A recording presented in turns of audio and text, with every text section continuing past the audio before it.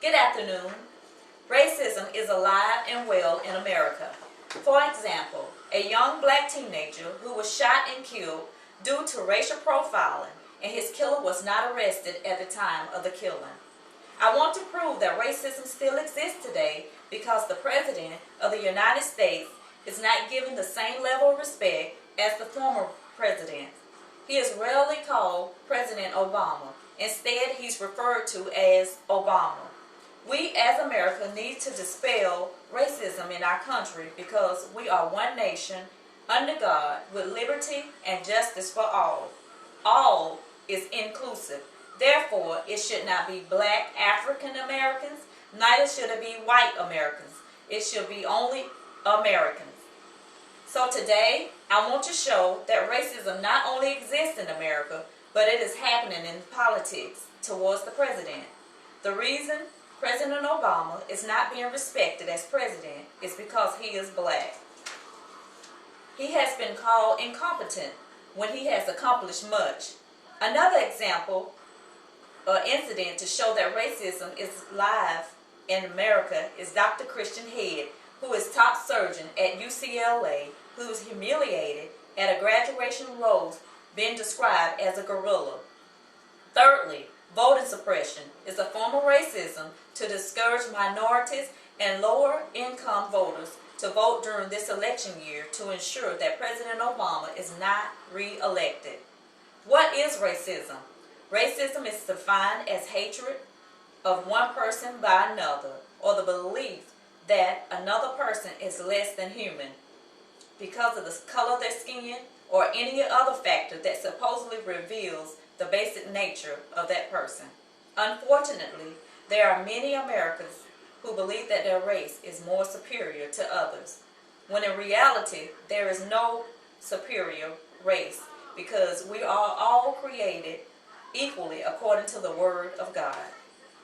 An example of racism towards President Obama is when he brings forth the bill to Congress. They were rejected, not because of the bill itself, but because of who is presenting it. According to President Obama, many of the bills that were being presented to Congress have been supported by them in the past. Many people wonder why Republican legislators are so unrelenting towards President Obama. Well, Frederick Douglass gave a prophetic word over 129 years ago on the colored man, and I'm going to paraphrase what he said. He said that colored man is accepted when he is ignorant, but if he is intelligent, he is resisted and resented at every step of his progress. And this was written September the 25th, 1883. Instead of going against the president and disrespecting him, according to 1 Timothy 2:1-4, we should pray for our president. My second point to prove that racism is still prevalent today is based on an article that was published in The Root, stating that Dr. Christian Head of UCLA was described as a gorilla being sodomized by his white supervisor in a slideshow shown at the UCLA School of Medicine graduation. Dr. Head said that it all began when his supervisor, Marlene Wayne, labeled him as an affirmative action hire and proclaimed that black doctors like him were the reason for failed hospitals. Voting rights are under attack in this country as state legislators nationwide pass voter suppression laws under the pretext of preventing voter fraud and safeguarding election integrity. According to Neil Rodriguez, the article on voting suppression laws, the Advancement Project finds that the laws in 23 states have the potential of barring more than 10 million Latino citizens from voting in the 2012 election. According to Catherine Colton Gonzalez, voter suppression laws are being passed by politicians who are scared of the Latinos' voting powers. According to Judith Brown Deannis, their report exposes tactics employed by Mitt Romney's supporters to suppress voters who are more likely to vote for President Obama.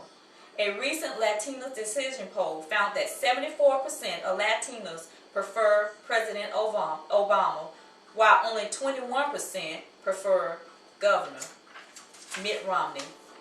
In conclusion, According to Alvin, God valued his rightful authority over all things, including our bodies, our mind, and his creation. Therefore, it should not matter the color of our skin. Racism still exists today because the president is not given the same level of respect as the former president. And how we as America need to dispel racism in our country. God chose President Obama, who was truly born of an African man and a Caucasian woman, to become the President of the United States so that we can see who we really are as a nation. Unfortunately, we failed that test because less than 1 month in office, the so-called conservatives were already working against him. It was said that they will make sure that he is a one-term president. Thank you for your time.